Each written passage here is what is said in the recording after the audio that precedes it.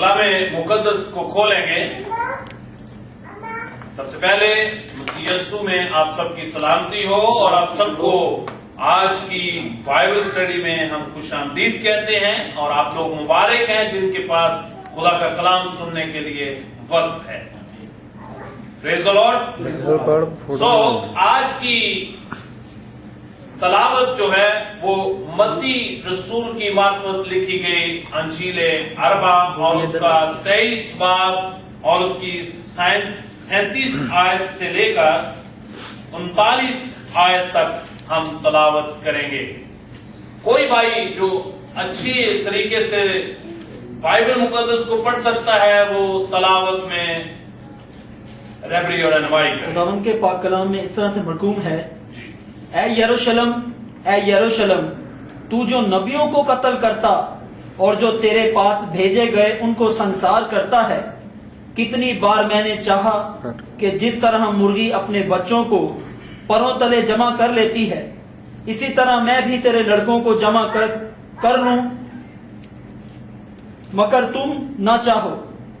देखो तुम्हारा घर तुम्हारे लिए वीरान छोड़ा जाता है, क्योंकि मैं तुमसे कहता हूं कि अब से मुझे पर हरगिज ना देखोगे, जब तक तुम ना कहोगे कि मुबारक है वो जो खुदावंद के नाम से आता है। आमीन।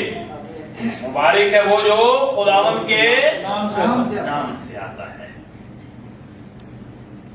यही हिस्सा लूका रसूल की मार्फत अंजीले मुकद्दस के अंदर 13 बाब और 34 आयत के अंदर भी इसी तरह मरकूम है।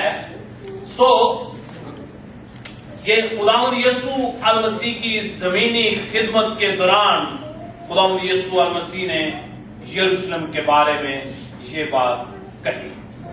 आज का जो हमारा थीम है, आज का जो हमारा टॉपिक है वो है यरूशलेम। क्या है हमारा टॉपिक आज का? यरूशलेम। अगर आपको याद हो कि लास्ट ट्यूसडे हमने कौन सा टॉपिक जो है वो शेयर किया था? जहन्नम या दोज़ख, आलमे रवा, आलमे उस पर, उसके बहुत सारे नामों से पुकारा जाता है जो हमने बाइबल मुकद्दस के रोशनी में हमने उसके बारे में सीखा था। सो आज का हमारा टॉपिक है यरूशलेम।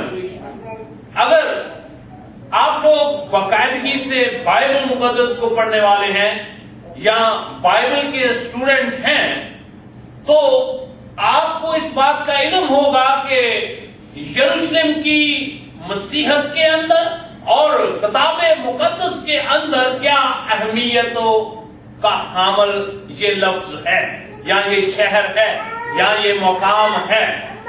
सो बाइबल मुकद्दस के अंदर बहुत सी नबूवतें पाई जाती हैं, बल्कि जो बाइबल मुकद्दस है इसका 27% हिस्सा जो है वो नबूवतों पर मुश्तमिल है। तो जो से सुनिएगा, ये सारे नोट्स हैं मेरे पास, मैं आपको तो आज दूंगा लास्ट बाइबल स्टडी का भी और आज की बाइबल स्टडी का भी। आप इसको बाद में मुतालिया कर सकते हैं। 2-3 दफा पढ़ने से आपको इसका बखूबी आपको याद हो जाएगा और बहुत से लोगों के लिए गवाही का ये बायस बनेगा और आपके लिए बरकत का बायस बनेगा। सो बाइबल मुकद्दस में कितने परसेंट नबूवतों यानी कि प्रोफेसीज जो है वो दर्ज है? कितने परसेंट है?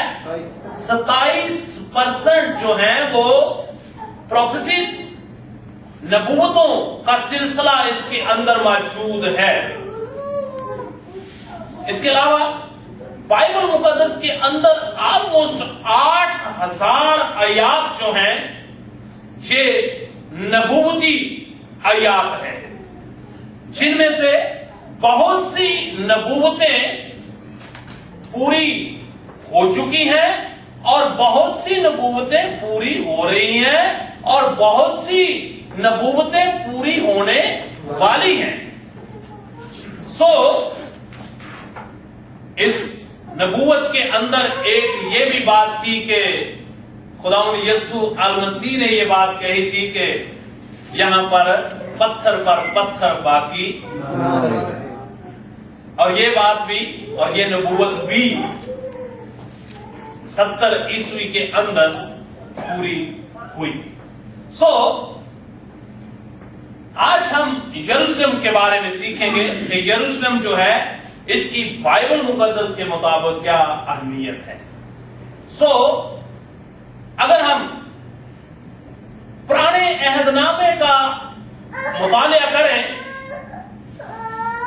تو یروشلم جو ہے یہاں پر خداوند کا گھر تعمیر کیا گیا تھا.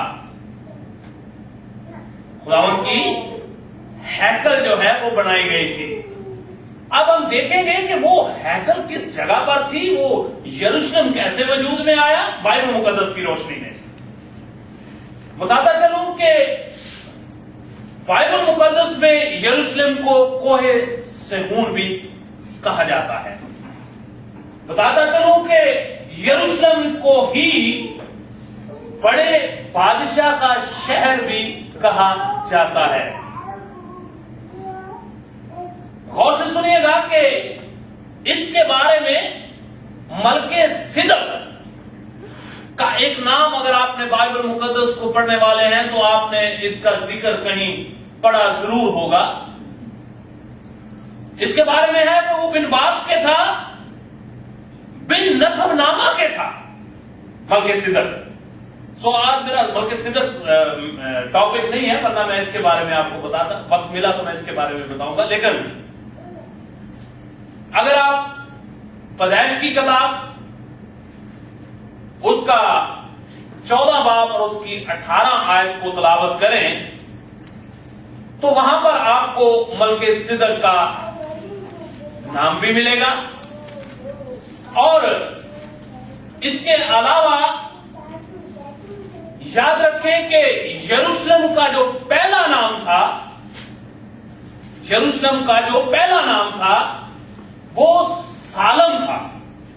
یروشلم کا پہلا نام کیا تھا؟ کیا نام تھا؟ سالم.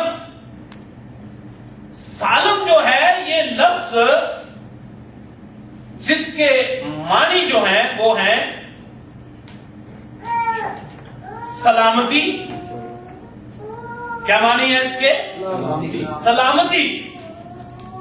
اور کلام مقدس میں ہم جب پڑھتے ہیں تو لکھا ہوا ہے کہ وہ عجیب مشیر خدائے قادر مطلق ابدیت کا باپ اور کس کا؟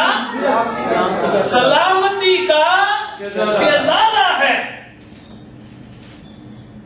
اب ہم آگے دیکھتے ہیں کہ